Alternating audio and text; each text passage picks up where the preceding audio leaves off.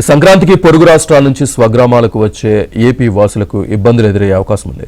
హైదరాబాద్ నుంచి వచ్చే వారి కోసం కేవలం 240 బస్సులు నడుపుతున్నట్లు ప్రకటించడాన్ని చూస్తే ప్రయాణికులకు ఇక్కట్లు తప్పవన్న ఆందోళన వ్యక్తమవుతోంది.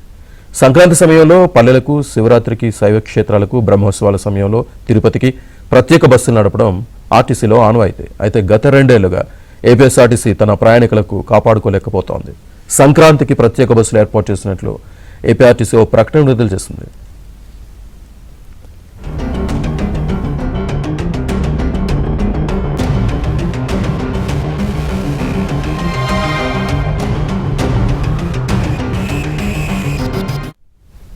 సంక్రాంతికి ముందు 3,857 సర్వీసులు, తర్వాత వెనుదిరిగే ప్రయాణికుల కోసం 4,575 సర్వీసులు కలిపి మొత్తం 8,432 ప్రత్యేక బస్సులు నడుపుతున్నట్లు వివరించింది.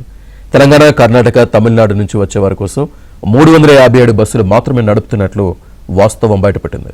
ఇందులో హైదరాబాద్ నుంచి విజయవాడ, నెల్లూరు, కర్నూలు, తిరుపతి, విశాఖపట్నం, రాజమండ్రి తదితర ప్రాంతాలకు సంక్రాంతికి వచ్చే వారి కోసం 240 బస్సులు మాత్రమే వేశారు. మిగిలిన వాటిలో బెంగళూరు నుంచి 102, చెన్నై నుంచి 15 బస్సులు మాత్రమే ఉన్నాయి. తిరుగు ప్రయాణంలో హైదరాబాద్కు 1800 బస్సులు, బెంగళూరుకు 200, చెన్నైకి 75 బస్సులు నడుపుతున్నట్లు ఆర్టీసీ ప్రకటించింది.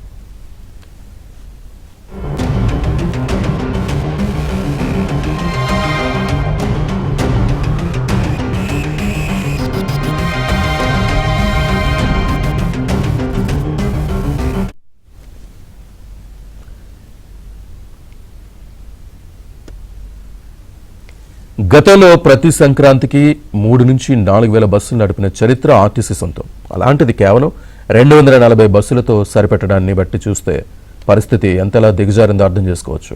కొత్త బస్సులు రాకపోవడం, యాజమాన్యం పట్టించుకోకపోవడం, స్వప్రయోజనాలకే అధికారులు ప్రాధాన్యం ఇస్తూ ఉండడంతో ఈ దుస్థితి దాపురించింది. ఆర్టీసీ టికెట్లు ఆన్లైన్లో బుక్ చేసే ప్రైవేట్ ఏజెన్సీ చక్రం తిప్పిందనే విమర్శలు వినిపిస్తున్నాయి.